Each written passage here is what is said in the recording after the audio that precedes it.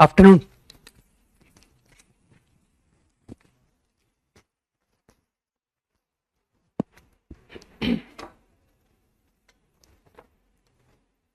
Discuss क्या करना है? Determinant exercise.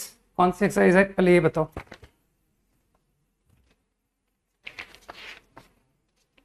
एक्सरसाइज 4 कर चुके, 5 करनी है ना। हाँ, 1 का बी, 1 का बी याद है? ये जो एक्सप्रेशन है b minus c whole square, c minus a whole square, d minus b whole square. किसी को याद आया कि सर ये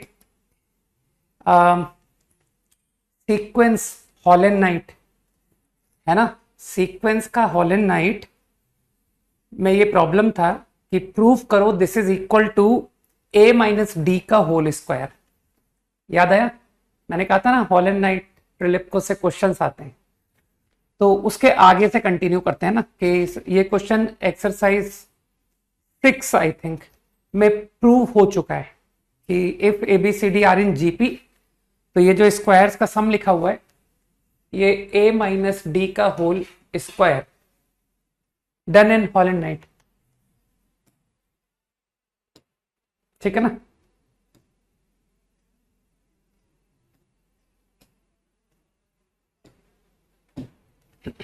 ओके, अब यूवीडब्ल्यू तो तुमने निकाल लिया होगा, तो मुझको एक काम करो, 1 by u, 1 by v, 1 by डब्ल्यू, क्योंकि मुझे तो याद है नहीं। देखो ठीक है, वो डिटर्मिनेंट के तुमने यूवीडब्ल्यू सॉल्व कर लिए होंगे, तो कोई वैल्यू अगर बताए तो मैं लिखूं यहां पर। ठीक, बताओ भाई क्या आता है? 1 upon u plus -9/10, -9/10 x square plus x, और u प्लस वी प्लस डब्ल्यू गारंटी 2 आया होगा, है ना? कि sir u plus v plus डब्ल्यू 2 आता है। वेरी गुड, ये हो गया। ठीक है, गुड। तो नाउ आई थिंक कि इक्वेशन को तुम रीअरेंज करके दिखा सकते हो कि your equation is like this 10 times. अब क्या तुम फॉलो कर पा रहे हो कि जो गिवन इक्वेशन है क्वाड्रेटिक 20x स्क्वायर, सही है ना? तो इस बात को फील कर पा रहे हो कि गिवन क्वाड्रेटिक में अगर x को रिप्लेस करा दिया जाए विद 1/x, अगर मैं x को 1/x रिप्लेस करता हूं तो क्या दिख रहा है कि सर ये इक्वेशन क्रिएट हो रही है। तो तुम लोग समझ गए कि these two equations have their roots reciprocal to each other. अगर इस इक्वेशन का रूट अल्फा है तो दिस इक्वेशन विल गेट 1/अल्फा। तुमने जरूर सीख रखा है। नहीं, खाली प्रोडक्ट ऑफ रूट 1 करने से नहीं होगा काम, ठीक है ना? तो मेरे ख्याल से बात फील करके कि हाँ इट इज प्रूव्ड ये दोनों इक्वेशन के रूट्स एक दूसरे के रेसिप्रोकल है। Okay, up to question number 5 any other? मेरे ख्याल से नहीं। 5 तो हम पहले भी कर चुके हैं यार। ठीक है, क्लास में रहा करो तो क्वेश्चन तुमसे बनेंगे। ठीक, तो जिसने क्वेश्चन 5 पूछा है उसके लिए मैं बेस्ट हिंट देता हूं, वो एक्सरसाइज 1 का सी पार्ट कर ले। Solve question number 1 C part of exercise 1। ठीक, 6 to 10। या थर्ड क्वेश्चन क्या करोगे पूछ के? थर्ड क्वेश्चन में तो ओरली नजर आ रहा है कि sin 2 theta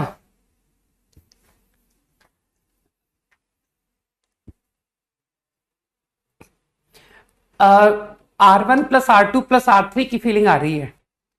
sine theta plus 2π/3 plus sine theta minus 2π/3 जोड़ना तुमको अपने आप दिखेगा कि ये माइनस साइन थीटा आ जाता है। तो बस मेरा इतना क्लू बहुत है, R1 पर ट्रांसफॉर्मेशन लगा दो, R1 प्लस 2 प्लस 3, इससे एक लाइन में प्रॉब्लम खत्म। 6 to 10, 8 and 10, 6 तो रहने दो खैर, 8 and 10। अरे 10th क्लास का क्वेश्चन है, 8 के लिए तो तुमको वापस 10th क्लास में फिर से जाना पड़ेगा, ठीक है ना। जाके एनसीईआरटी 8 की पढ़ो पहले। 7th क्वेश्चन किसी को ध्यान है? ये क्वेश्चन मैंने क्लास में कराया था और इससे मच डिफिकल्ट क्वेश्चन था वो, that was ax minus b y minus c z. तो जहां भी सी लिखा है मैंने क्लास में सी जेड लिख रखा था, तो तुम समझ गए ना कि सर वो जो क्लास का प्रॉब्लम था ना उसके रिजल्ट में जाइए और जेड की जगह 1 रख दीजिए, ठीक। बाकी जो लोग करने में इंटरेस्टेड है वो जानते हैं कि सर एक बार ए से मल्टीप्लाई, बी से मल्टीप्लाई, सी से मल्टीप्लाई, देन ऐड, ऐसा करने से a square plus b square plus c square common आ जाएगा, ठीक। और उसके बाद आप या तो डायरेक्ट 2 जीरो बना लें और या फिर एक को x से मल्टीप्लाई करें, एक को y से और तीसरे को कुछ मल्टीप्लाई ना करें, मतलब 1 से, और फिर ऐड कर दें, तो उससे और सिंप्लीफाई हो जाएगा, राइट। वैसे तो ABC अपने आप में सफिशिएंट है कि आप तो बस ABC से मल्टीप्लाई करके जोड़िए, उसके बाद 2 जीरो कर लेंगे। 10th क्वेश्चन,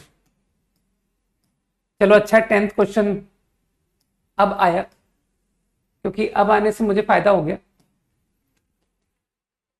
क्योंकि अब मैं सेक्शन फॉर्मूला फ्रीली यूज कर सकता हूं, है ना। P और Q को ऑब्जर्व करो, ठीक है। तो क्या तुमको लग रहा है कि जो R कोऑर्डिनेट है cos beta minus alpha into cos theta, cos beta minus alpha into cos theta, plus, वैसे तो माइनस आएगा लेकिन वो minus actually minus cos beta. एक सेकंड, मैं कौन सा कोऑर्डिनेट लिख रहा हूं? मैं एक्स कोऑर्डिनेट लिख रहा हूं। तो कॉस बीटा माइनस अल्फा को मल्टीप्लाई किया कॉस थीटा से, और इधर माइनस साइन, सेक्शन फॉर्मूला लगा रहा हूं मैं, minus sign beta minus alpha को मल्टीप्लाई किया मैंने साइन थीटा से। हाँ एक ही बात है, तुम अभी डेल्टा, जो लोग कह रहे हैं कि सर डिटर्मिनेंट को 0 दिखा दीजिए, अभी होल्ड करो थोड़ा, ठीक। थोड़ा देखो मैं क्या कर रहा हूं। मानते हो P and Q, P and Q पर तुमको सेक्शन दिखाई दिया कि सर कॉस रेशियो साइन, तो अगर डिवाइड में term cos theta plus sine theta, ठीक। इसी तरह से जो y कोऑर्डिनेट है, y कोऑर्डिनेट है sine cos minus sine cos, तो साइन बीटा को you multiply by cos theta, ठीक। और माइनस कॉस बीटा को you multiply by sine theta. तो क्या तुमको नजर आया कि सर ये सेक्शन फॉर्मूला, समझो ये मैंने क्या किया, मैंने एक पॉइंट ऑब्जर्व किया जो P और Q पर सेक्शन फॉर्मूले से क्रिएट हुआ है, using section formula over P and Q, ठीक है। ये मैंने R के कोऑर्डिनेट से इंस्पायर होके लिखा है। तो मानते हुए जो न्यूमरेटर है ये तुम्हारे R के कोऑर्डिनेट से मैच कर रहा है, लेकिन जो डिनोमिनेटर है, तो तुम सोच रहे हो ना कि काश ये 1 हो जाता। अगर ये 1 हो जाता तो ये जो कोऑर्डिनेट सेक्शन फॉर्मूले से आया है ये R रिप्रेजेंट कर देगा, लेकिन जिसको अकल है वो जानता है कि सर ये क्वांटिटी 1 कभी नहीं बनेगी, है ना, क्योंकि मैंने ट्रिग्नोमेट्री पढ़ रखी है। और इसे आप ये लिख सकते हो, ठीक। और थीटा के ऊपर कमेंट है 0 से π/4, है ना। तो ये क्वांटिटी 0 से π/4 ओपन इंटरवल, तो ये क्वांटिटी π/4 से π/2 ओपन इंटरवल। तो समझ में आया कि ये नंबर 1 ओपन इंटरवल से √2 में लाई कर गया, तो this can not be 1, this is not equal to 1। तो इसका मतलब समझ में आया कि जो पॉइंट R है वो P और Q के साथ अगर कोलिनियर होता तो मानते वो किसी ना किसी सेक्शन फॉर्मूले से ऑप्टेन होता पी और क्यू पर, और मैंने दिखा दिया कि your R is not obtained. कभी भी तुम्हारा R point section over P Q से नहीं आएगा, क्योंकि न्यूमरेटर तो मैच कर रहा है लेकिन डिनोमिनेटर 1 नहीं आ रहा है। Is never possible, this can never be 1। तो मैंने प्रूव कर दिया कि it is non collinear, R is non collinear with P Q. 11 to 14, 14, हाँ, ओके। यार ये तो अच्छा है, ये तो तुमको अकल लगानी पड़ेगी कि ये क्वेश्चन अभी नहीं करना है। अरे मैंने मैक्सिमम मिनिमम तुमको पढ़ाया ही नहीं। लीव क्वेश्चन नंबर 4, ठीक। वैसे ट्रिग्नो से कर सकते हो क्या, है ना? रुको, अच्छा एक मिनट कोशिश करता हूं कि शायद हम ट्रिग्नोमेट्री से डायरेक्ट कर पाए। रुको रुको, डायरेक्ट ट्रिग्नोमेट्री लगाने दो। तुमको मन कर रहा है कि इसको बगैर दिमाग लगाए डायरेक्ट खोल दो। cos 2x cos square plus sine square cos 2x, then minus cos 2x minus cos square plus sine square, minus cos square plus sine square minus common, है ना? तो ये cos 2x बन गया, cos 2x बन गया, और minus common आया, और एक माइनस cos 2x ऑलरेडी है। तो देखना मैं डिटर्मिनेंट को सही खोल रहा हूं कि नहीं।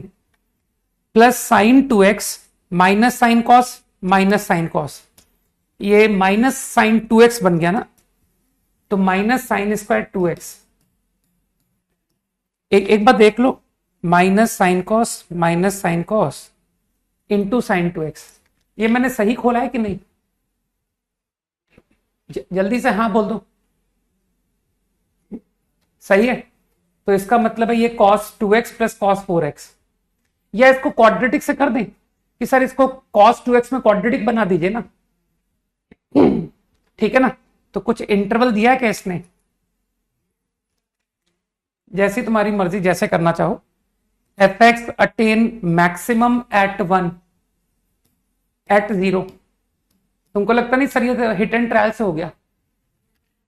बगैर बुद्धि लगाए hit and trial, less than equal to 1, less than equal to 1, और मानते हो एट 0, ये दोनों 1 बन रहे हैं, लेस देन इक्वल टू 2, तो x इक्वल टू 0 आंसर है, ठीक है ना? fx attain maximum at 0 is true, right. अब रही बात f डैश x, तो यार डिफरेंशिएट करना तुमको फिजिक्स में तो सिखाया ही है, तो उसका यूज किया करो। मैंने नहीं सिखाया तो क्या हुआ, फिजिक्स में तो मैथ्स अच्छी पढ़ाते हैं ना। क्या समझ आई? ये तो भाई सॉफ्टवेयर ने आवाज की है।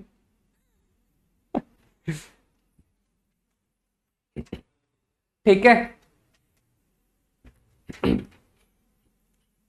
तो आई थिंक अब तो खुद कर लो यार। साइन 2x कॉमन निकल रहा है, मामूली सी ट्रिग्नोमेट्री तुम लगा लो कि सर हम आगे अब हम निपटा लेंगे इसको, ठीक।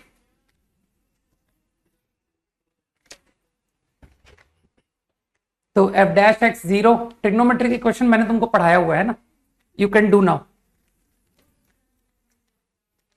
एक्सरसाइज नंबर 3, नहीं अब एक्सरसाइज 3 पर आ जाओ। 4 is done, 5 is done, 5 is done. चलो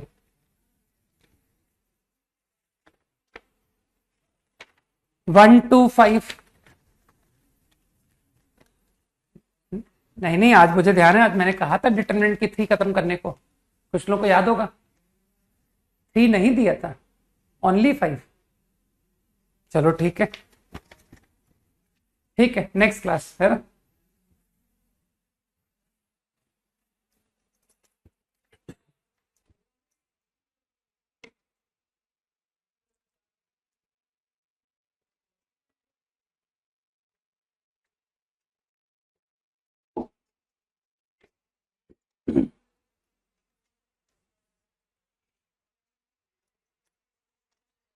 लास्ट क्लास में क्या कर रहे थे हम?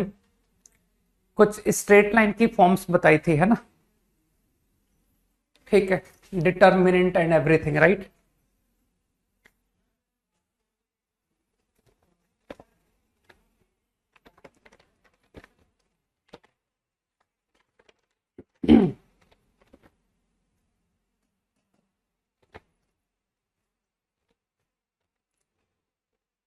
चलो कुछ एक बातें और बता देता हूं, एज ए नोट फॉलो कर सकते हो।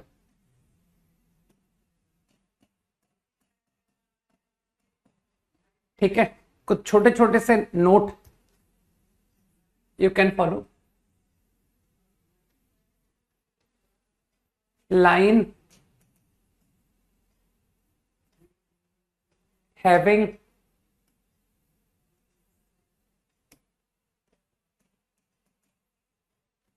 equal non-zero intercepts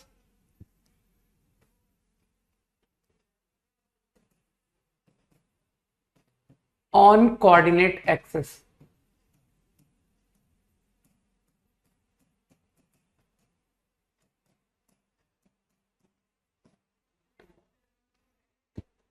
If line has equal non-zero intercept, तो इक्वल नॉन जीरो इंटरसेप्ट से मतलब तुम समझ गए होगे कि अगर x इंटरसेप्ट -2 है तो y इंटरसेप्ट भी -2 होना चाहिए।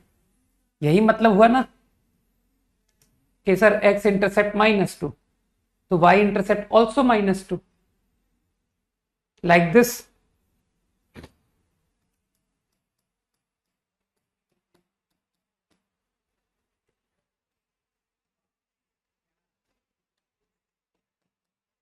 फाइन, तो जनरल वे में समझ गए कि देर आर टू पॉसिबिलिटीज, एक दोनों नेगेटिव इंटरसेप्ट बना रहे हो या दोनों पॉजिटिव।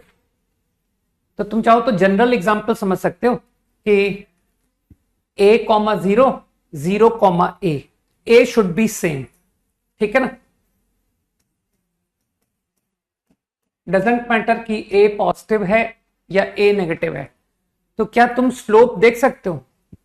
तो तुम या तो ज्योमेट्री से देख लो या फॉर्मूले से देख लो, a -0 अपॉन 0 - a, सही है।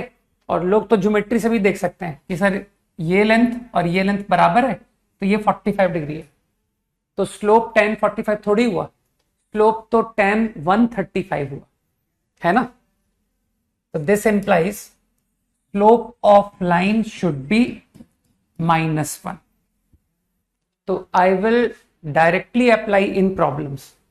अगर कभी उसने कहा कि लाइन का इंटरसेप्ट इक्वल है, ठीक है, नॉन जीरो इक्वल इंटरसेप्ट है, तो फिर मैं डायरेक्ट यूज करूंगा कि slope has to be -1।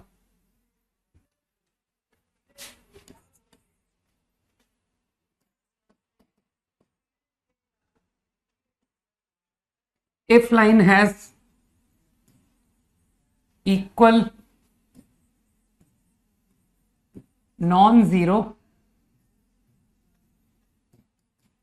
length of intercepts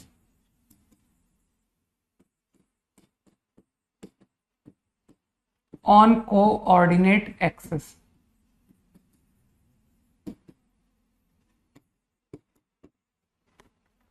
तो दोनों बातों में फर्क समझ पा रहे हो, ठीक है ना? अब लेंथ ऑफ इंटरसेप्ट की बात हो रही है। Line has equal length of intercept, ठीक है ना? तो अब मुझे लगता है इक्वल लेंथ ऑफ इंटरसेप्ट होने पर ये लाइन तो अलाउ होगी ही, है ना? ये 0 -2, ये भी -2 0, ये 0 -2, मानते हो ये लेंथ और ये लेंथ इक्वल है, सही है। लेकिन अब मानते हो कि अब ये भी अलाउ होगा। अगर तुम कहते हो -2, 0 एंड 0, 2, सही है, मानते हो ये भी लेंथ ऑफ इंटरसेप्ट इक्वल जाएगा। अब लेंथ की बात हो रही है तो लेंथ का मतलब है ये है length of y intercept, this is the length, this is the length. ठीक है, तो क्या फीलिंग आई कि in this case slope can be -1, slope can be 1, right? Slope equal plus और -1 क्विकली।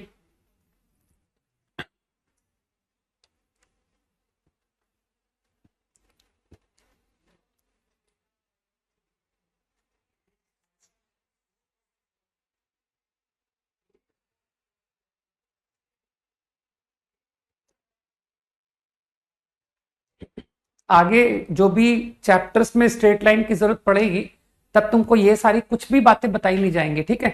तो आगे आने वाले चैप्टर्स में जब लाइन की जरूरत पड़ती है ना, तो मैं एजम्पशन लेके पढ़ा देता हूं कि तुमने जो लाइन में पढ़ा था तुमको आता है, ठीक है? तो बार बार मैं बातों को रिपीट नहीं करता हूं, ध्यान रखना। तो when you do tangent and normal, है ना, तो लाइन में जो बातें बताई गई हैं they will be directly applied there.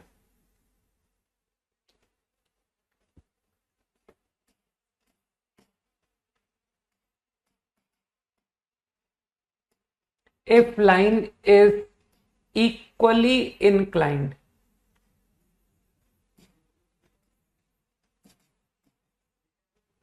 with both the axes,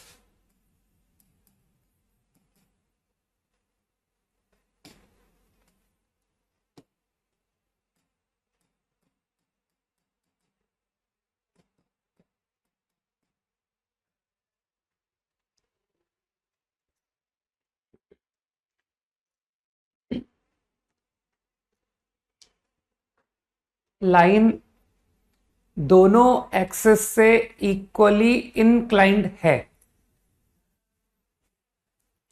तो इक्वली इंक्लाइंड से क्या मतलब होता है?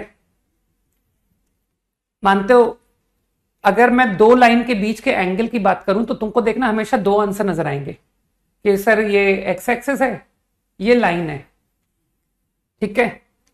मैं इंक्लिनेशन की बात नहीं कर रहा हूं। I am not asking you inclination of line, I am asking you angle which line make with x axis. तो तुमको लगता नहीं कि तुम दो आंसर दे सकते हो, एक ही आंसर एक ही आंसर, ठीक है ना? लाइन का एक्स एक्सिस से एंगल, तो तुमको दो संभव आंसर लग रहे होंगे कि सर थीटा आंसर लिखूं या पाई माइनस थीटा, ठीक? तो यूजुअली लोगों की हैबिट होती है एक्यूट एंगल आंसर करने की, ठीक? तो अगर मैं कह रहा हूं कि line is equally inclined with both, मतलब तो तुम ऐसे सोचो कि लाइन का जो स्मॉलर एंगल है विद एक्स और लाइन का जो स्मॉलर एंगल है with y, that should be the same. X के साथ एंगल स्मॉलर एंगल और वाई के साथ स्मॉलर एंगल। तो देखना तुमको पॉसिबिलिटी नजर आएगा कि सर ये एक संभव आंसर है। देखिए वाई के साथ जो स्मॉलर एंगल है वो ये बना है ना कि ये तो बड़ा एंगल है। और इसी तरह से एक्स के साथ स्मॉलर एंगल वो ये बना।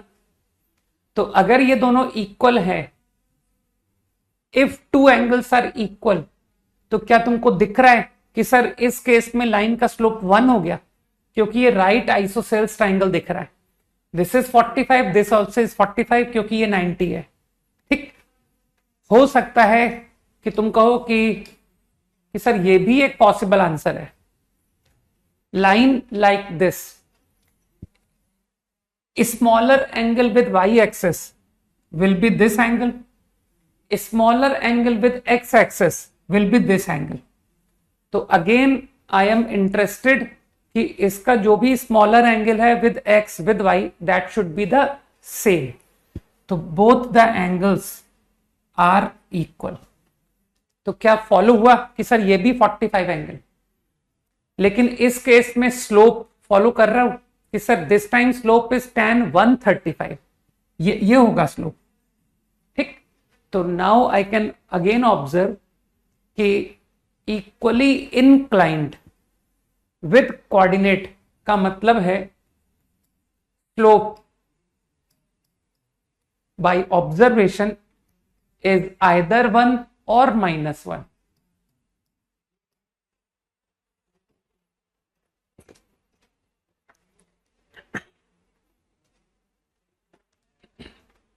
Quickly.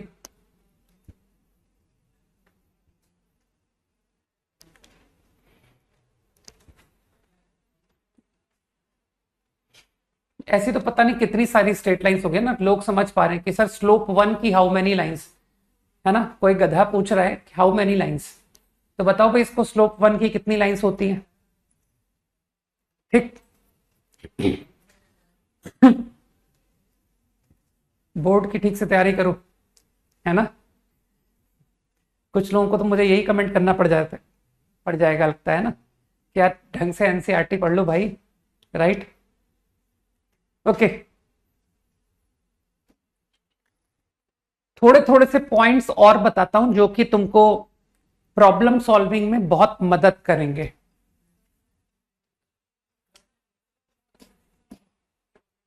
To lines parallel, lines L1 is parallel to L2, ठीक है। तो क्या ऑब्जर्व कर पा रहे हो, अगर दो लाइन पैरेलल है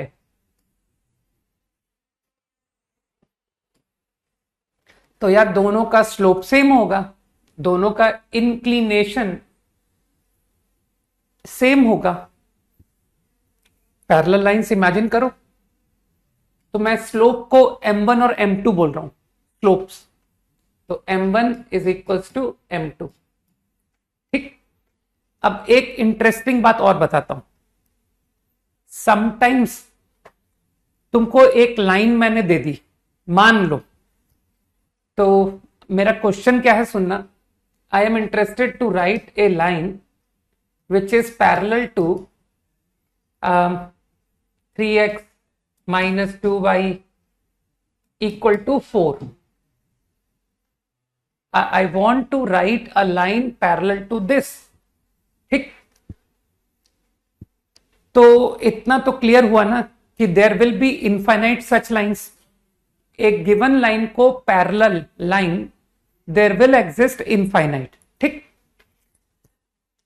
तो मुझे सिर्फ और सिर्फ इंफॉर्मेशन जो है वो है स्लोप की, कि सर आई नो स्लोप। ठीक, तो तुम एक काम करो, अगर तुमको लाइन पैरेलल टू दिस चाहिए तो why don't you keep coefficient of x and coefficient of y the same. क्योंकि लोगों को पता है कि सर स्लोप का फॉर्मूला आपने सिखाया था कि collect terms one side and minus coefficient of x upon coefficient of y is the formula. तो मानते हो इस लाइन का स्लोप है 3/2, सही कहा मैंने, minus coefficient of x upon coefficient of y। और ये जो मैंने इक्वेशन लिखी है, डोंट यू थिंक कि sir this also get the slope 3/2। तो अगर कभी भी मुझे एक लाइन की पैरेलल लाइन लिखनी होगी तो तुम समझ पा रहे हो कि सर x और y के कोएफिशिएंट को सेम रख करके बस कांस्टेंट को आप चेंज कराते रहो। ये constant can take all real values, तो you will get all possible lines which are parallel to given line. सही, अब इसी तरह से लाइन परपेंडिकुलर की बात करते हैं।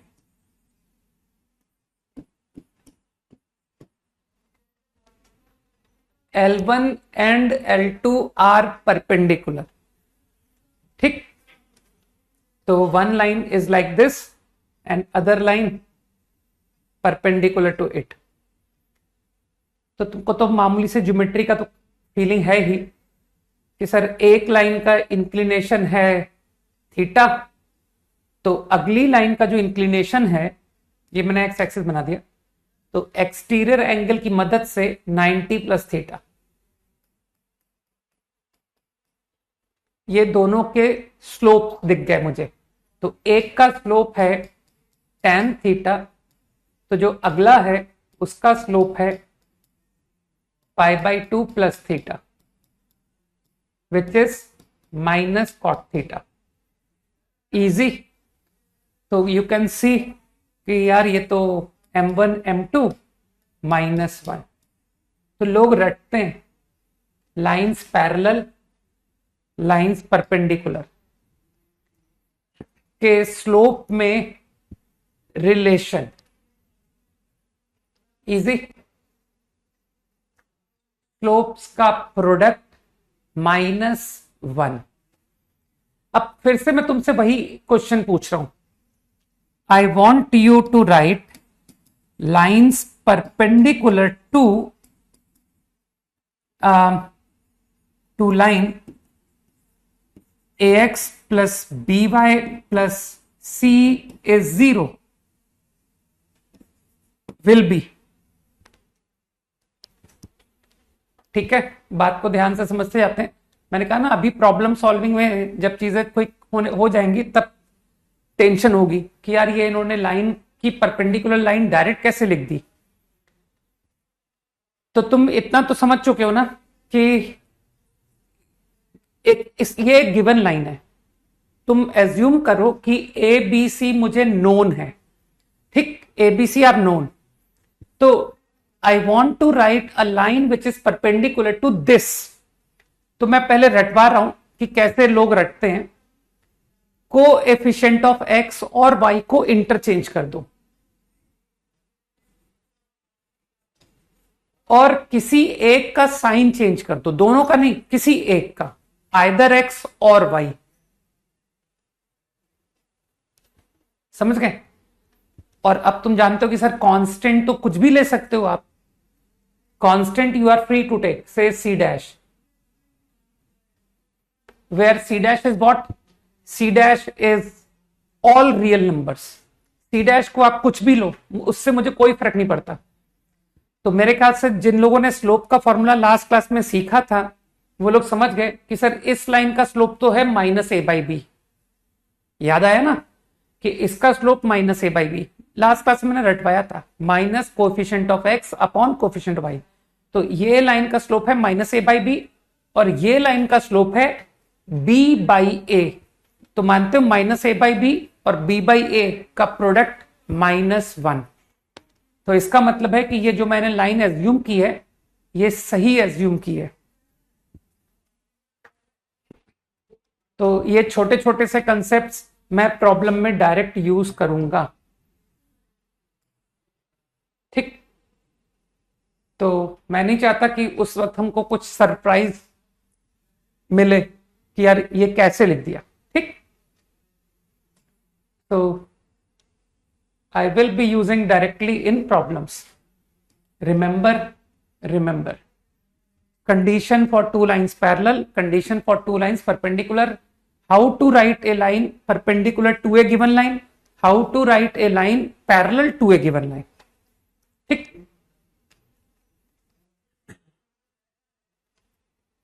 Quickly.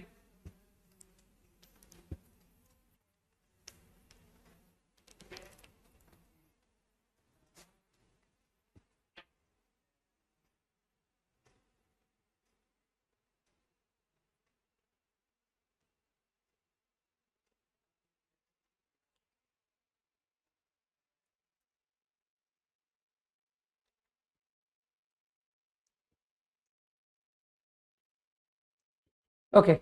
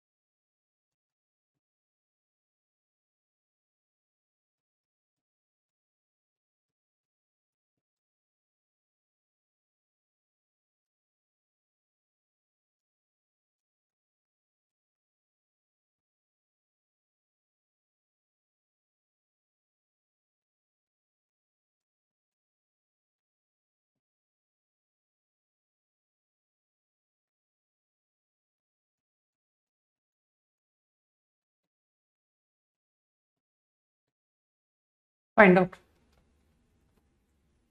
10 seconds more to copy.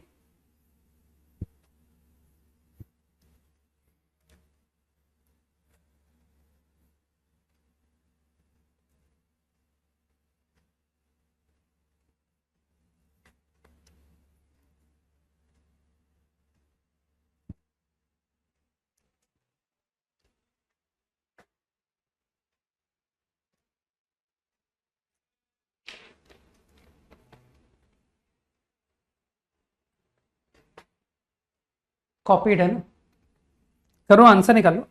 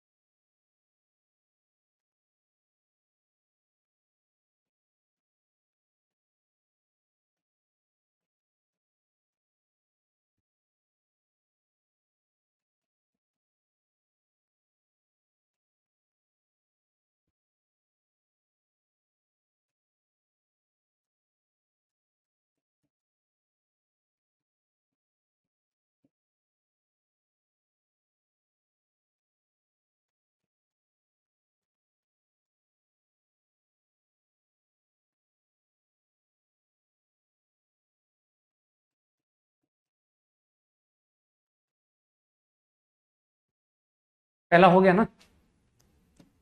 मेरे ख्याल से पॉइंट ऑफ ट्राइसेक्शन का मतलब तुम समझ गए. ट्राइसेक्ट करना, 3 बराबर पार्ट में डिवाइड करना. तो लाइन की इक्वेशन x+3y, तो इंटरसेप्ट निकाल दिए मैंने. सर इसका इंटरसेप्ट आ रहा है 12,0, 0,4.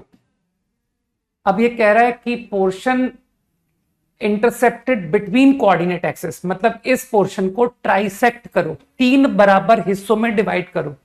तो एक हिस्सा है ना, ये रेशियो सोच पा रहे हो कि सर ये 1:2 रेशियो हो गया. तो इंटरनल रेशियो से ये कोऑर्डिनेट निकाल दूं, P पॉइंट. तो 1 × 12, 2 × 0, 1 × 12 अपॉन 1+2. तो दिस इज 4. मेरी कैलकुलेशन सही है ना. Then 1 × 0, 2 × 4, 8, 8 upon 3. इसी तरह से देर इज अनदर पॉइंट, ठीक, Q. तभी तो ये तीनों हिस्से इक्वल कहलाएंगे. तो मानते हो जो Q है ये 2:1. Q विल डिवाइड, इतना तो सेक्शन फॉर्मूले की फील है ना तुमको कि sir Q will divide in ratio 2:1. सही.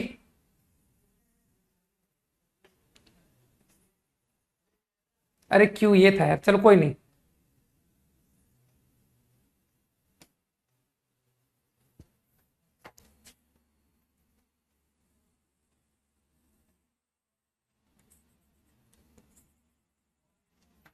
तो 2:1 से कितना आ गया, 2 × 12 अपॉन 2+1, 8. And 2 × 0, 2 × 0 plus 1 × 4 upon 3. तो ओरिजिन को ज्वाइन करना है विथ देम, ओरिजिन. तो 2 आंसर होंगे, 1 is OQ line and 1 is OP line. सही है. तो मेरे ख्याल से बहुत इजीली स्लोप बता दो. Passing through answer to this problem,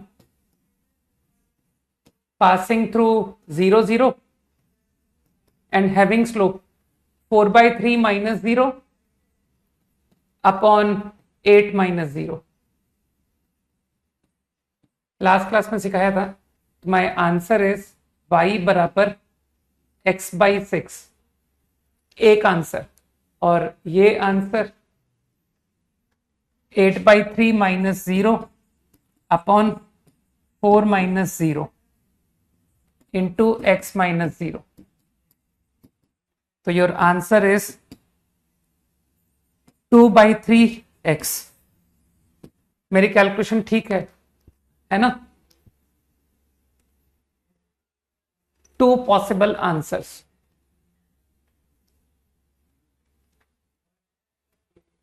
done.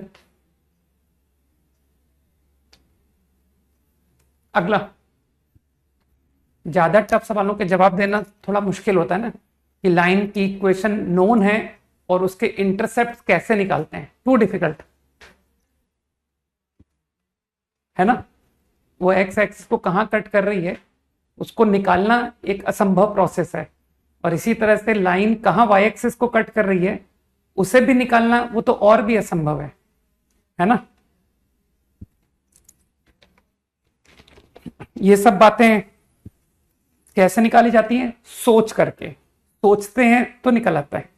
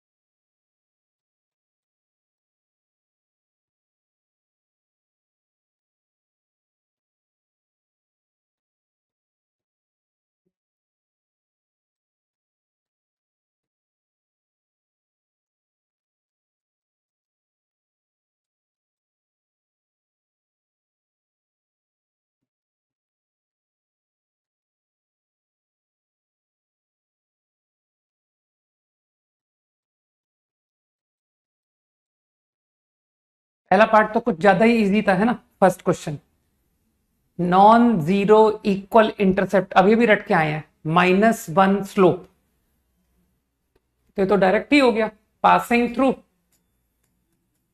2,5 having slope -1। ठीक है ना, single answer, x plus y is 7। बस मेरा एक ही आंसर है, जो लोग एक से ज्यादा आंसर निकाल रहे हैं वो लोग देख लें। ठीक, मेरा तो एक ही आंसर है। ठीक है दिबंजन।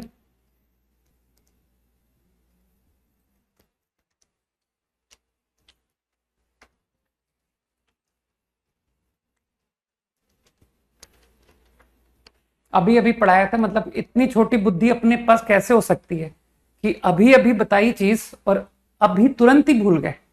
अरे कल तक भूलते यार, तब भी समझ में आता।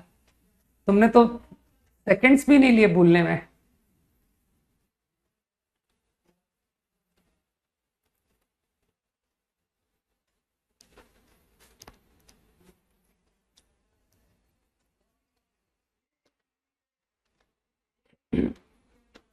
कॉपीड।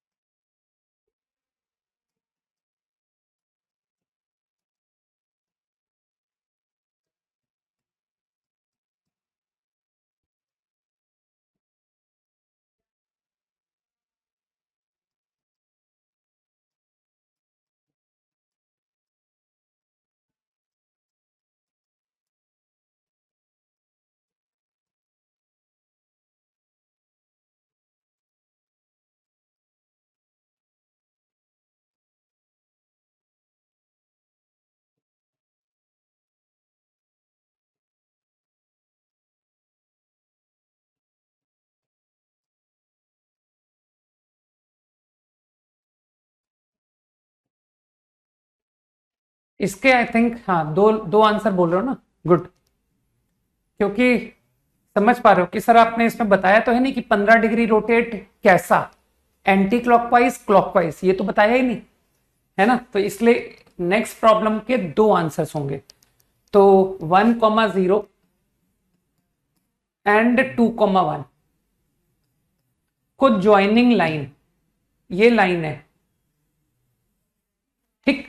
और तुमने ऑब्जर्व कर लिया होगा कि लाइन का स्लोप 1 है, 1 - 0 2 - 1, तो 1 स्लोप का मतलब है 45 इंक्लिनेशन विद एक्स एक्सिस। अब इसको 15 डिग्री से रोटेट किया अबाउट दिस पॉइंट, तो लाइन की नई पोजीशन, तो इसमें there will be two possible answers. One, it rotated by 15 degree clockwise, तो ये 15 डिग्री, या फिर it is rotated 15 degree anticlockwise. ठीक, तो there are two possible answers, feel कर पा रहे हो ना। तो क्या अब तुम समझ गए कि सर स्लोप, एक आंसर का स्लोप हो गया 30 डिग्री, tan 30 1/√3, और एक लाइन का स्लोप हो गया tan 60 which is √3 and passing through 1,0। Match कर लो, सभी का आंसर आना चाहिए, है ना। अभी लग रहा होगा कि बहुत लल्लू चैप्टर है, ठीक, बिल्कुल लल्लू ही है, चिंता मत करो, ठीक।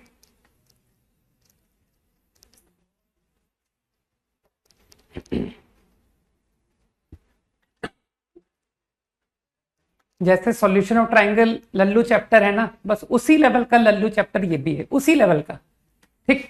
जैसे सॉल्यूशन ऑफ ट्राइंगल के कंसेप्ट अभी देखना तुम कैसे काम में आते हैं, उसी तरीके से तुमको नजर आएगा कि किस तरह से स्ट्रेट लाइन के कंसेप्ट पूरी कोऑर्डिनेट ज्योमेट्री में काम आते हैं।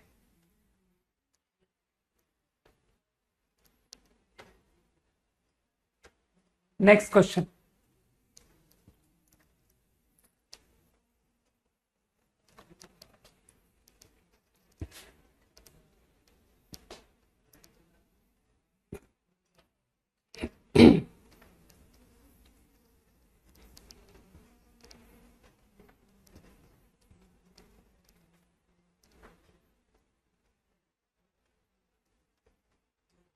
Five second only.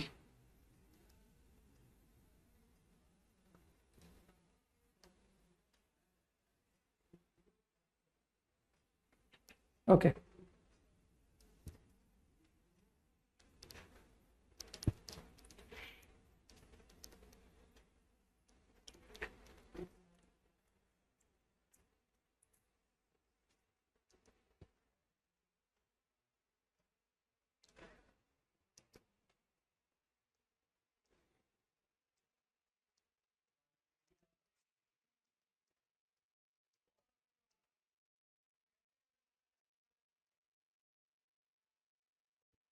कॉपीड है ना।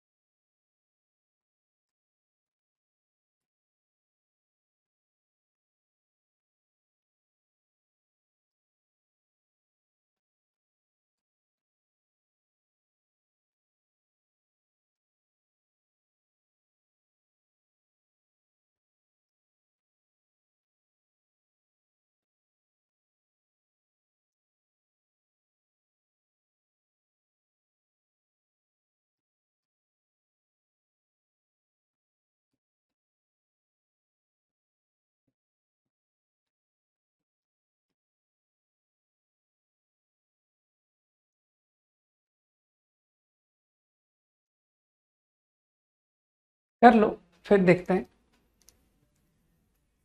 आंसर बता रहे हो? आई थिंक आंसर गलत बता रहे हो, गलत आंसर बता रहे हो। इतनी जल्दी कैसे आंसर कर देते हो अनुषा? क्वेश्चन को समझा था तुमने? क्वेश्चन को करने में थोड़ा तो समय लगेगा ना। भविष्य मिस्टेक है।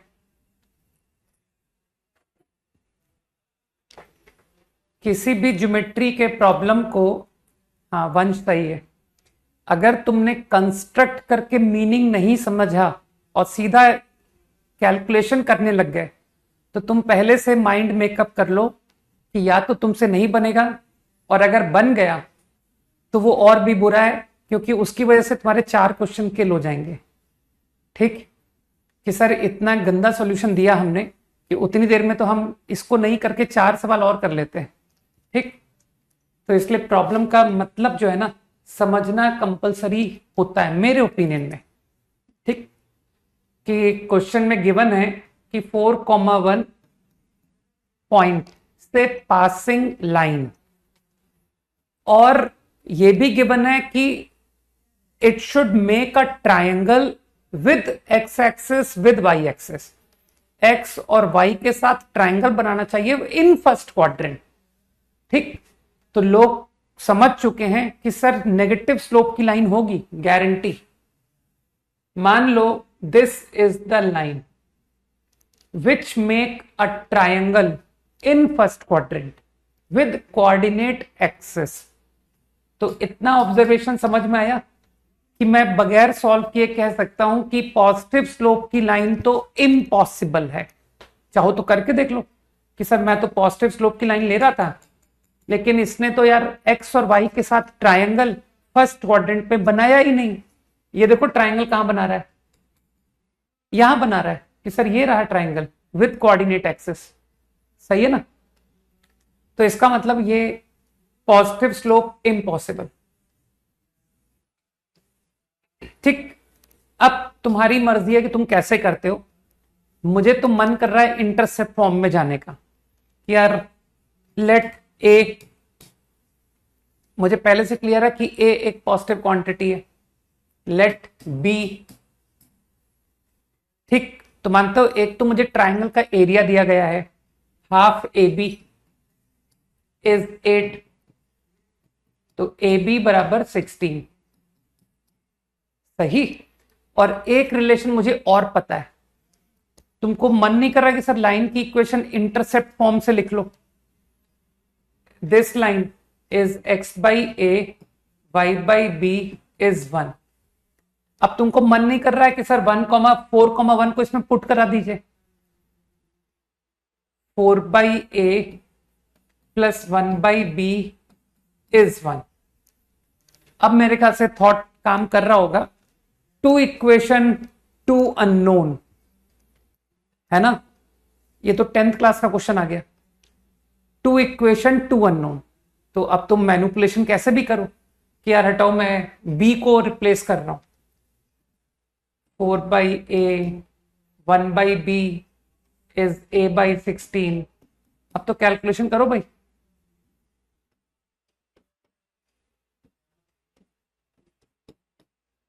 तो I think it is becoming a perfect square. तो a is coming to be 8, and if a is 8, so you got the value of b also. b is 2. तो बस your final answer, x calculation कैसे भी कर सकते हो, different approach हो सकते हैं, इज द राइट आंसर, है ना? 4x sorry x plus 4y is 8। आसान है ना? हो सकता है तुम्हारे में से कुछ लोग कहें कि सर मैंने तो सिंगल वेरिएबल से क्वेश्चन किया है, आपने दो वेरिएबल इन्वॉल्व किए हैं, ए और बी। और तुम में से कोई कह सकता है कि I involve only one variable which is m, slope m. तो वैसे भी कर सकते हो कि why not you go like this. थोड़ी सी जगह क्रिएट कर लेता हूं, है ना? Passing through having slope. पहले से ध्यान रखना कि मुझको पहले से पता है कि m नेगेटिव है, सही है ना। तो तुम कह सकते हो कि sir let us obtain this coordinate.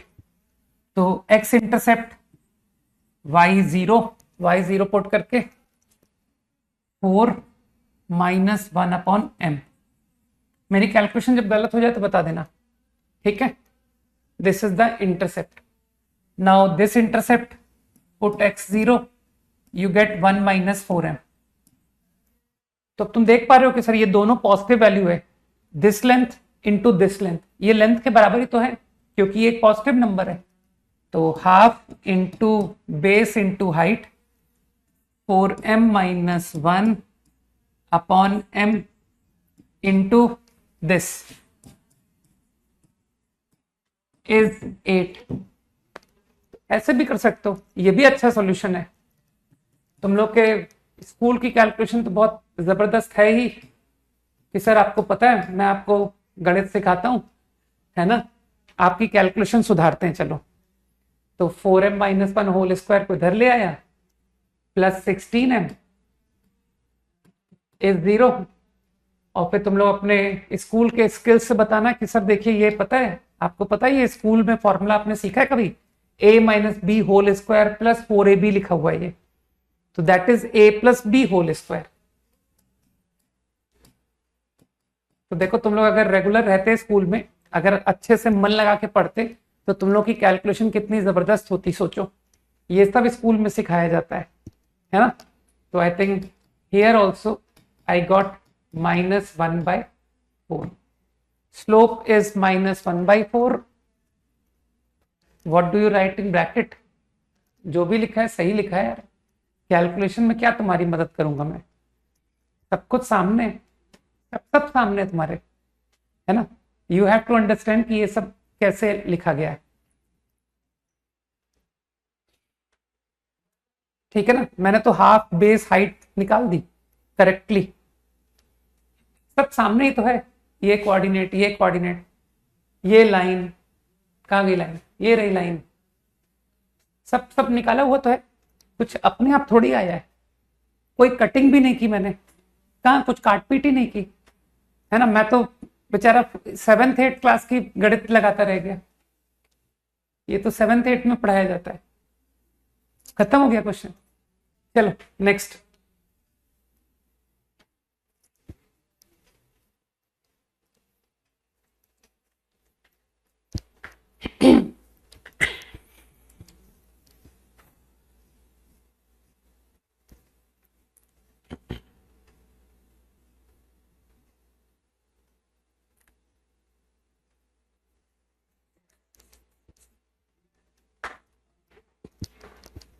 मैंने कटिंग कुछ की ही नहीं थी, कहाँ कटिंग की थी मैंने।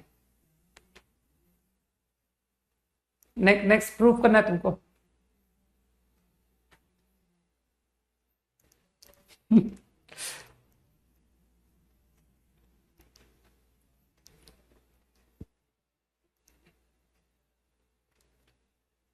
एस और आर में पता नहीं पड़ता, कैसी बात कर रहे हो यार।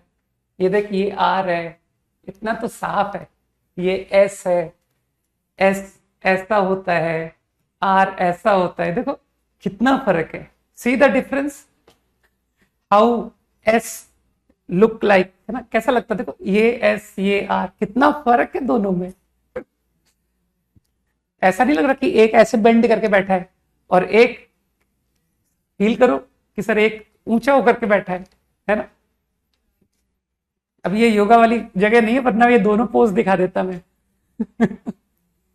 ठीक है ना, योगा भी अच्छा कर लेता हूं मैं।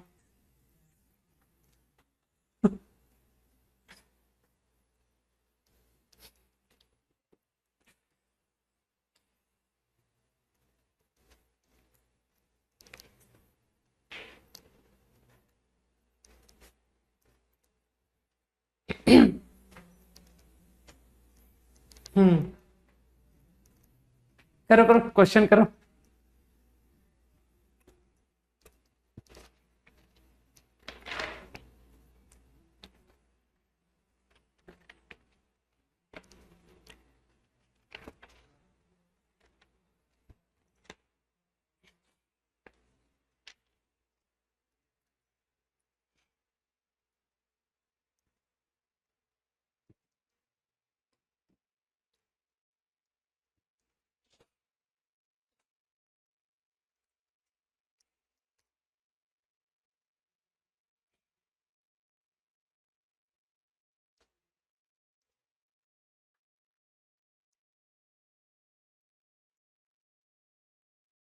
अगर किसी से सारे क्वेश्चन बन जाए तो दैट इज एब नॉर्मल, और अगर सारे नहीं बन रहे हैं, कुछ बन रहे हैं, कुछ नहीं बन रहे हैं, कुछ भी नहीं बन रहे हैं, तो नाउ आई एम नॉर्मल, मैं नॉर्मल हूं बिल्कुल, है ना।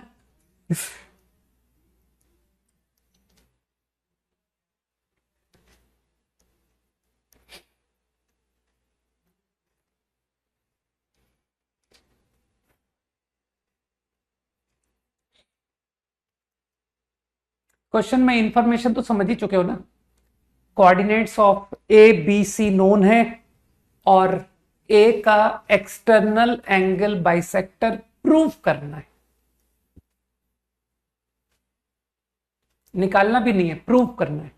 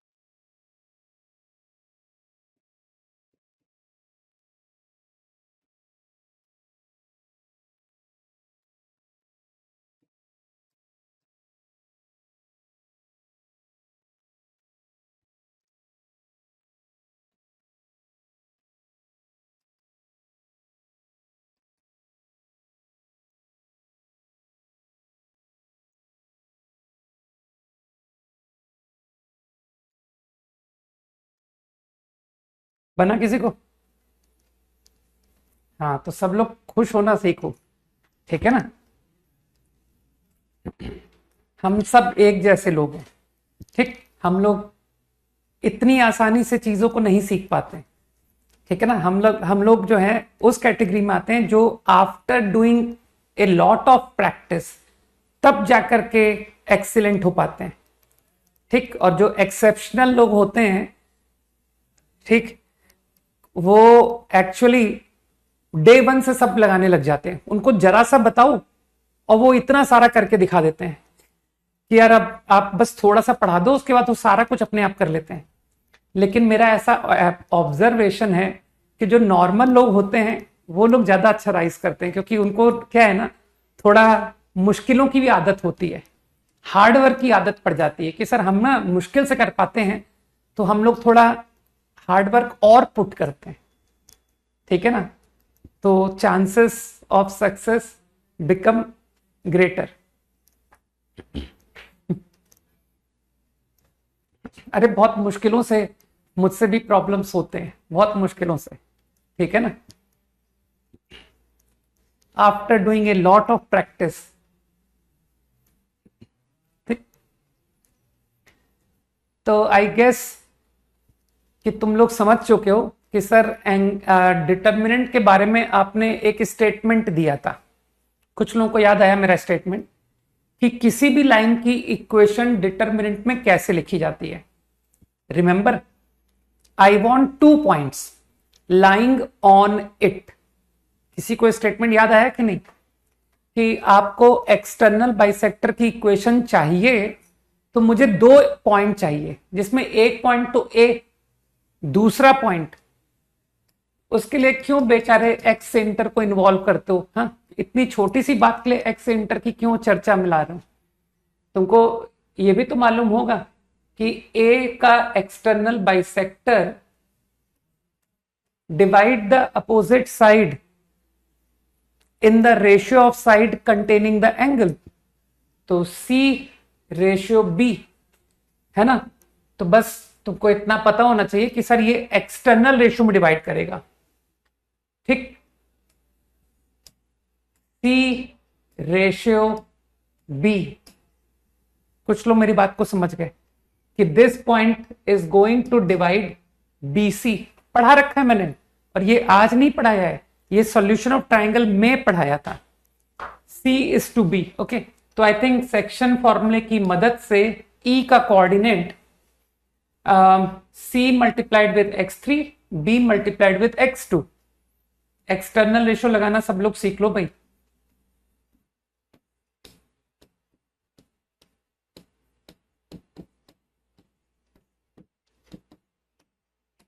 बस एज रिक्वायर्ड मुझे 2 पॉइंट मिल गए lying on external bisector. Now I am directly going to write its equation in determinant x y1 that coordinate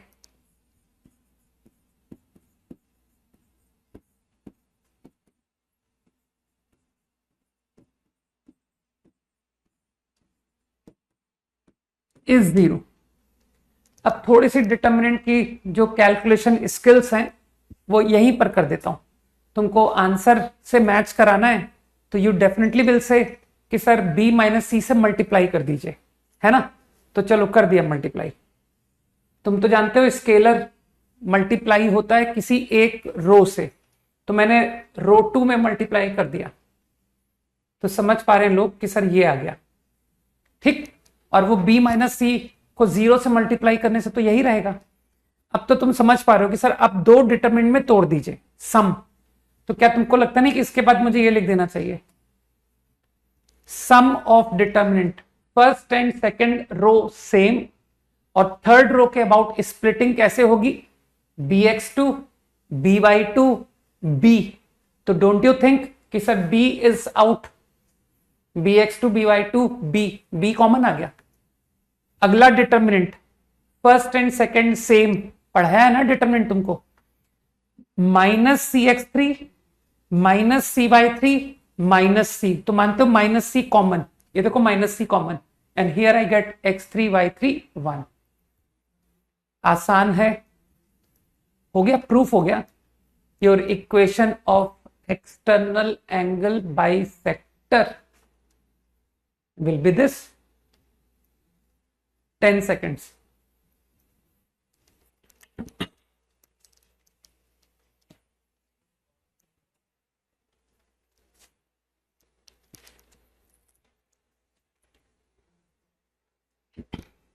SOT best chapter है, बेस्ट। और जितना कैलकुलेशन तुम सॉल्यूशन ऑफ ट्रायंगल में करके आए हो ना, तो जिन लोगों ने एसओटी को ढंग से नहीं किया है ना, वो इस चैप्टर के साथ साथ पैरेलल में उसको उस पर अच्छा एफर्ट लगाएं, पूरा शीट पूरा सब। क्योंकि अगर हमने उस बैरियर को क्रॉस कर लिया तो ये सब बेचारे उससे बहुत हल्के हो जाएंगे कि सर ये बहुत लाइट लग रहा है, ठीक है ना। Thought process solution of triangle की, वर्किंग कोऑर्डिनेट की, और वो भी easy working. Solution of triangle की वर्किंग कहीं खतरनाक थी कि सर उसमें हाई फाई ट्रिग्नोमेट्री भी लग रही थी, है ना। ज्योमेट्री तो था ही था, साथ में difficult trigonometry was there.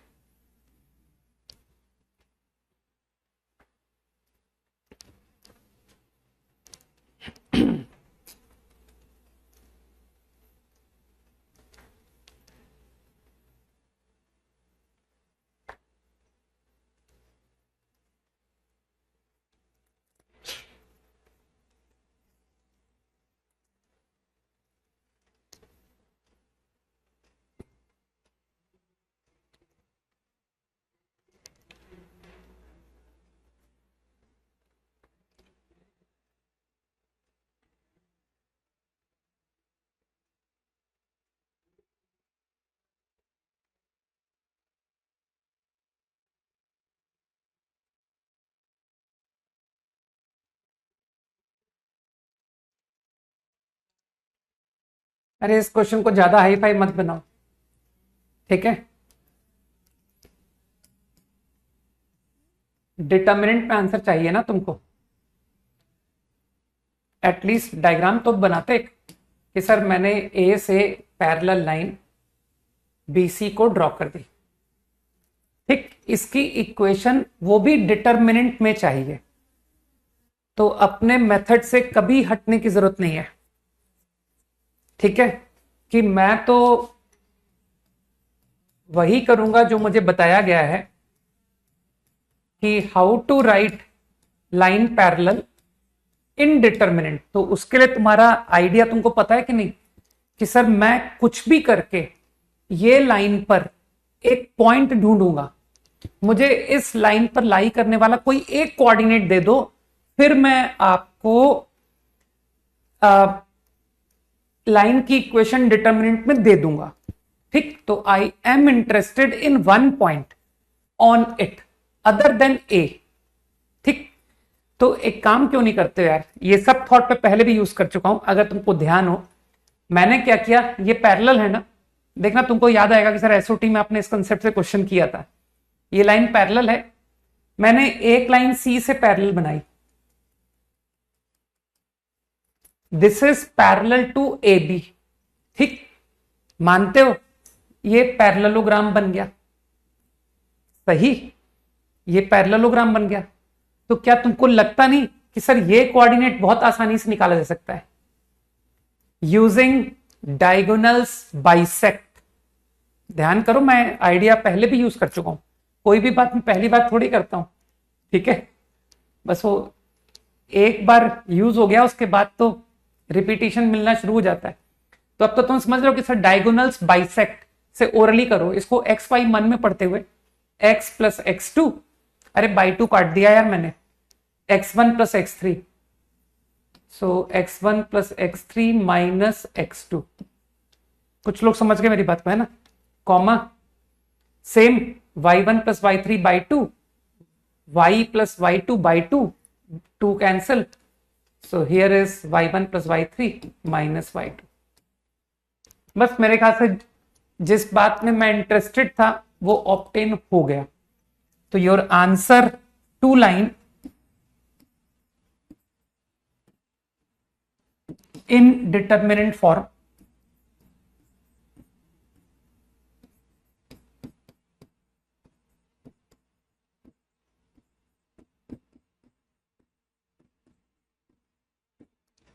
is the right answer.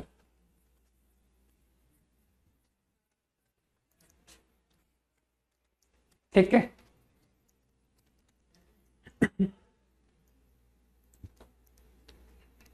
Easy था ना भावेश?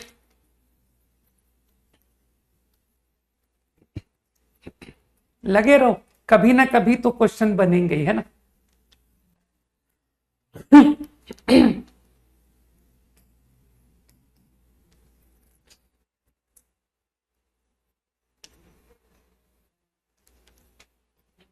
Okay, done.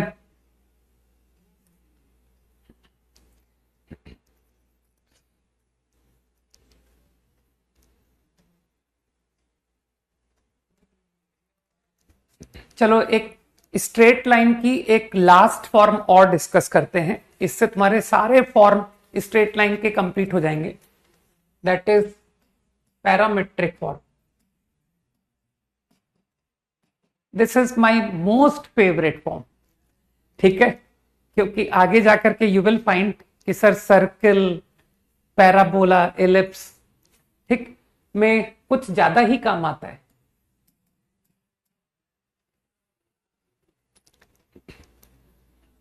चलो let us see how to express line in parametric form.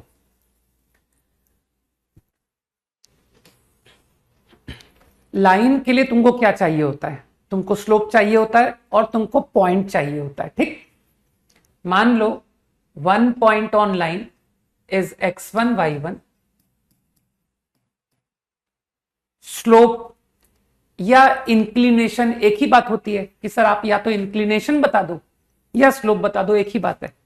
तो suppose it's inclination is theta, तो लाइन की इक्वेशन तुम बहुत आसानी से मुझे बता दोगे कि सर लाइन की इक्वेशन जो है पासिंग थ्रू x1 y1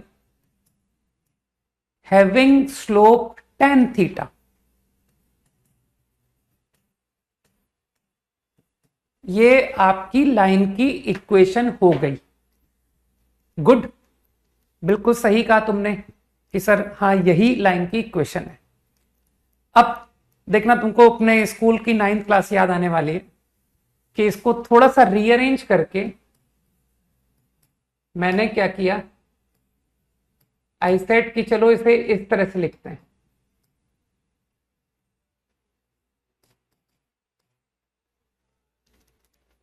लिख सकता हूं कि नहीं?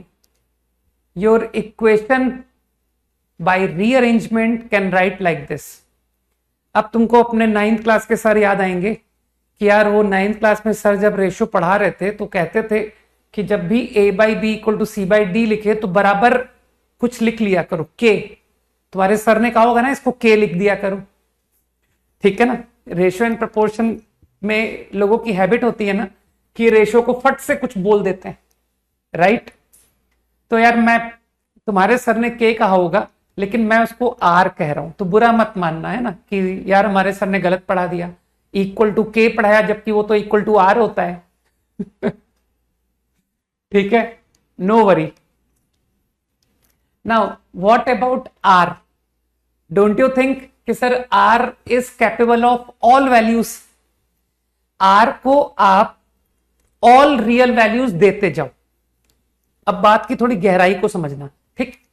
ये जो तुमने आर लिखा है, अगर मैं इसको कभी कहूं कि let r equal to 2, let r equal to -1, let r equal to 5, let r equal to 1/7, let r equal to 1/π, r equal to cube root 2, तो क्या तुमको फील हो रहा है? आर को डिफरेंट डिफरेंट वैल्यू देते जाओ, आपको इस लाइन का हर एक पॉइंट के कोऑर्डिनेट मिलते जाएंगे। बोलो हाँ। कि if I keep on assigning values to r तो आपका एक्स निकल आएगा, सम फिक्स वैल्यू। फिर मैंने आर को दूसरी वैल्यू दी, you will get something else, some other value of x y. लेकिन वो एक्स वाई क्या है? वो एक्स वाई इस लाइन का पॉइंट है, ठीक। तो x is equals to by rearrangement x1 plus r cos theta. अरे बताया तो था कि r और s ऐसा होता है और r ऐसा होता है, ठीक है। तो तुम लोग इस भेद को पहले मिटाओ, है ना। ओके, ये अपने आप में चैलेंज है नहीं।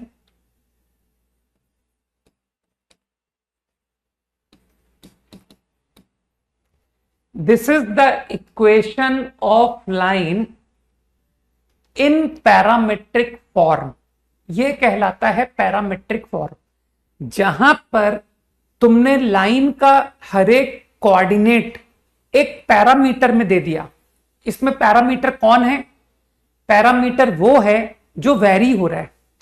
Theta is not varying. समझ पा रहे हो कि sir theta is a fix value, x1 is a fix value. तो पैरामीटर कौन है जो अपनी वैल्यू चेंज कर सकता है? That is r। r is the parameter. तो did you get my point कि why do we call equation like this parametric form, है ना। बिकॉज आपने लाइन की का हर कोऑर्डिनेट एक पैरामीटर के टर्म में लिख दिया, सही। So this is what is called parametric form.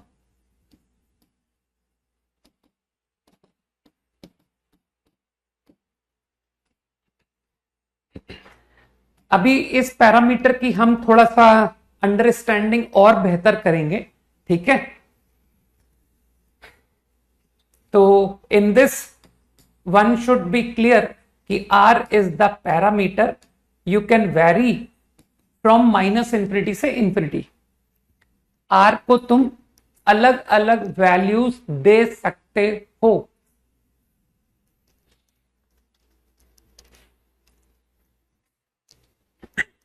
सही है ना।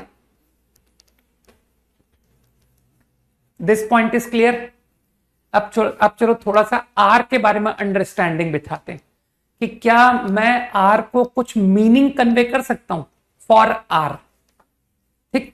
तो आर को मीनिंग देते हैं because that is very important to remember. ये x1 y1 पॉइंट है, ठीक। तुम यहां पर कहीं भी पॉइंट ले लो जहां तुम्हारी मर्जी हो कि सर ये है, मान लो point on line, this is x comma y, सही। अब फील करना,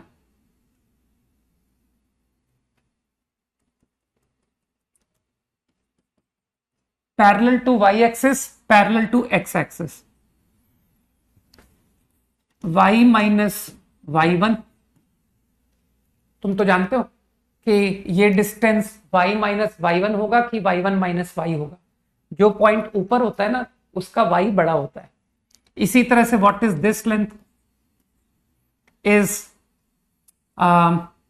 x माइनस x1।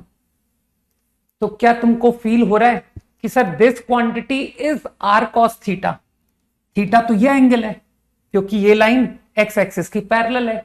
तो क्या तुमको मन में क्लिक किया कि सर आर पैरामीटर जो है वो एक्चुअली ये डिस्टेंस है। तो आर का मीनिंग को रट लेते हैं, आगे के लिए ध्यान रखना। R is what, distance with, अभी मैं साइन कन्वेंशन बताऊंगा तुमको, ठीक है। चलो अच्छा एक काम करते हैं, मॉड आर बता देता हूं। Mod r is distance between x comma y and x1 y1। तो ये जो पैरामेट्रिक फॉर्म का जो पैरामीटर है ना आर,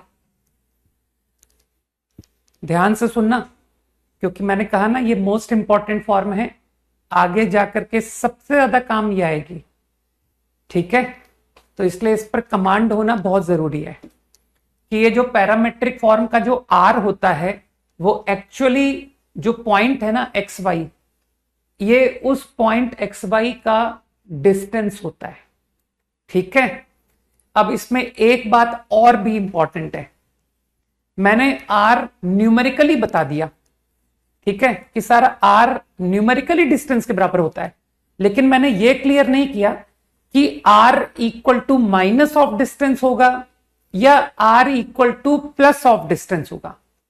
मॉड आर डिस्टेंस बोला है ना यार, तो mod r is 3, but it is not clear कि आर 3 है कि आर -3 है, ठीक। तो यहां पर मैं पहले रटवा देता हूं फिर तुमको एक्सप्लेन कर दूंगा। तो ये नोट में जाना चाहिए, आर इज पॉजिटिव, इसे कुछ नाम दे देते हैं, चलो अच्छा, इफ एक्स कॉमा वाई, नाम ही नहीं दिया, चलो, लाइज अबव x1 y1। अगर ये जो पॉइंट एक्स वाई है ये x1 y1 के ऊपर है तो r will be taken positive, ठीक, and r will be taken negative if it lies below.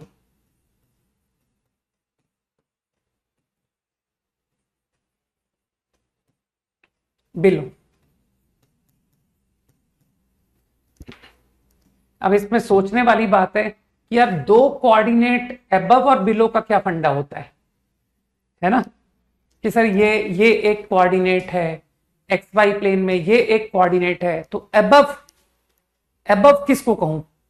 तो तुमको लगता नहीं अबव का मतलब होता है वाई वैल्यू जिसकी ज्यादा। अरे जब हम नीचे से ऊपर जाते हैं तो जिसका वाई ज्यादा होता है वो अबव कहलाएगा कि नहीं।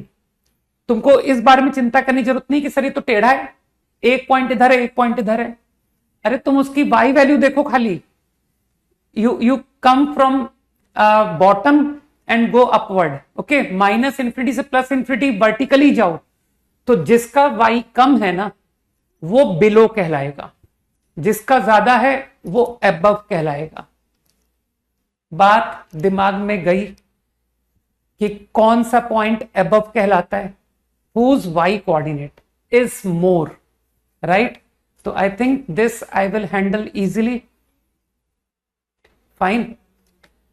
अब इस बात का अगर कोई सोच रहा है कि प्रूफ कि यार इन्होंने साइन स्कीम कैसे बता दी, तो इसका प्रूफ तुम्हारा एक केस तो तुम्हारे सामने पड़ा है, राइट। ये देखो इस एग्जाम्पल में डोंट यू थिंक कि this point is above x1 y1? इस एग्जाम्पल में तुमको अबव दिख रहा है कि नहीं दिख रहा है कि सर ये अबव है, ठीक। तो r शुड बी पॉजिटिव। तो अगर ये लेंथ l है, मान लो कि सर ये लेंथ l है, तो अकॉर्डिंग टू यू मानते हो r को l के बराबर होना पड़ेगा। जैसा मैंने तुमको साइन स्कीम सिखाई है, न्यूमेरिकली r इस l के बराबर है, लेकिन r l है या r माइनस l है। तो तुम फील कर पा रहे हो कि sir in this case r should be equal to l, ठीक। जो कि तुम बहुत आराम से समझा सकते हो कि l ये आ गया राइट ट्रायंगल की मदद से l साइन थीटा, और ये आ गया l कॉस थीटा। तो मेरे ख्याल से तुम्हारे फॉर्मूले से क्लियर हो गया कि y1 plus l sine theta, x1 this is x minus x1, x1 plus l cos theta. तो दिख गया कि sir in this case your r is equal to l, सही।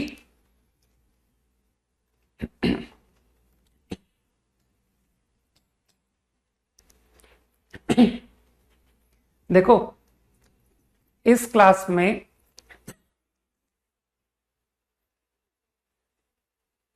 जो प्रॉब्लम टाइम में आंसर लिखते हैं और जब पढ़ाते समय जो लोग लिखते हैं वो नाम डिफरेंट होते हैं, ठीक है।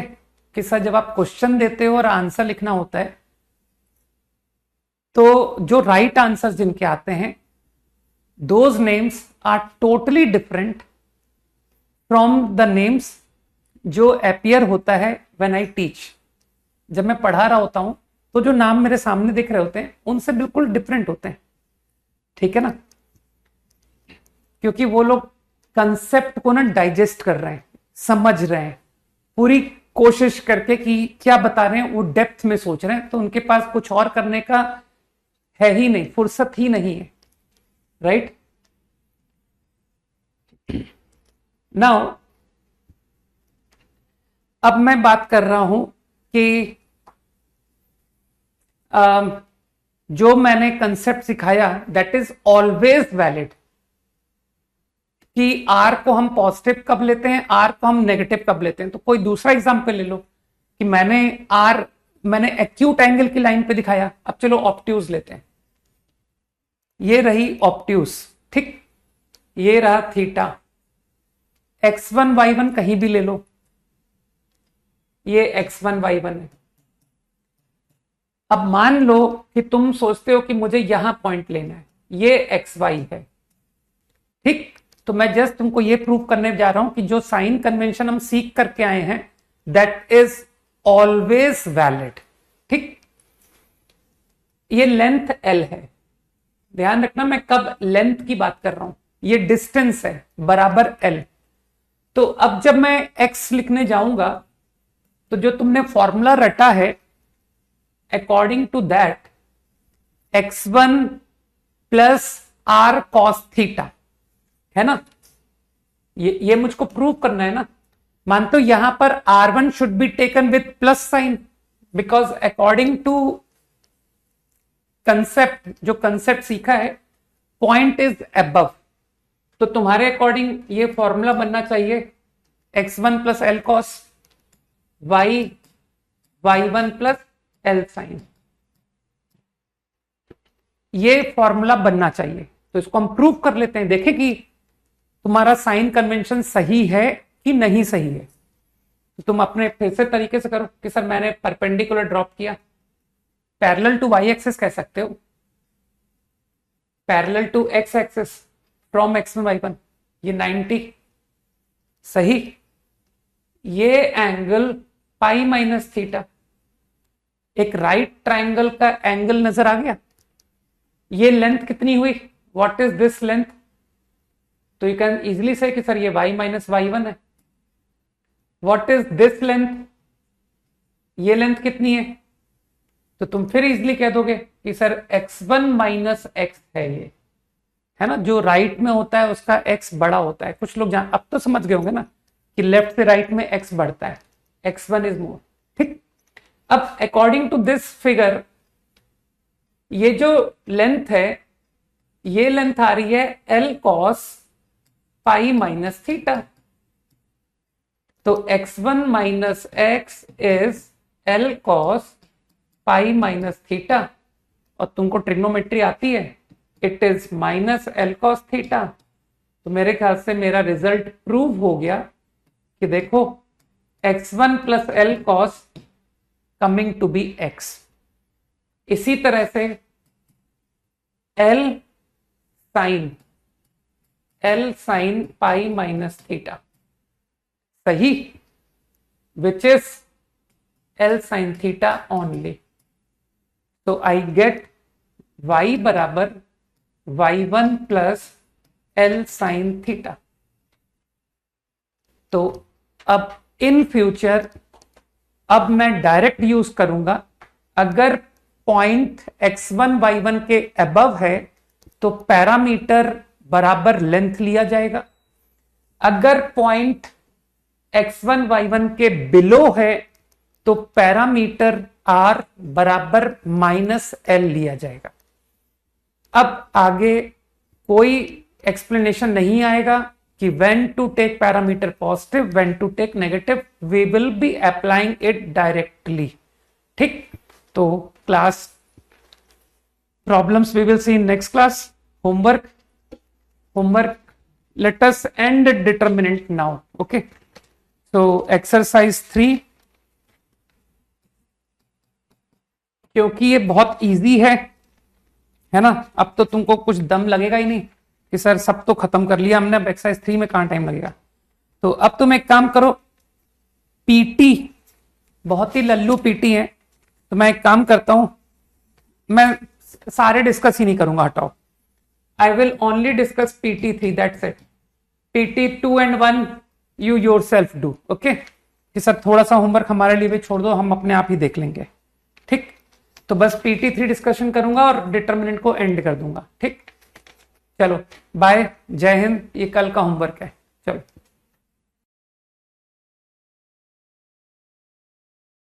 कि सर मैं 1 और 2 भी डिस्कस करना चाहता हूं, तो मुझसे ओरली 4 या 5 क्वेश्चन दोनों को मिला करके you can ask by tomorrow only. Okay, तो ये मेरी तरफ से होमवर्क है 3 एंड PT3। जो लोग 1 और 2 कर पाए पूछ लें।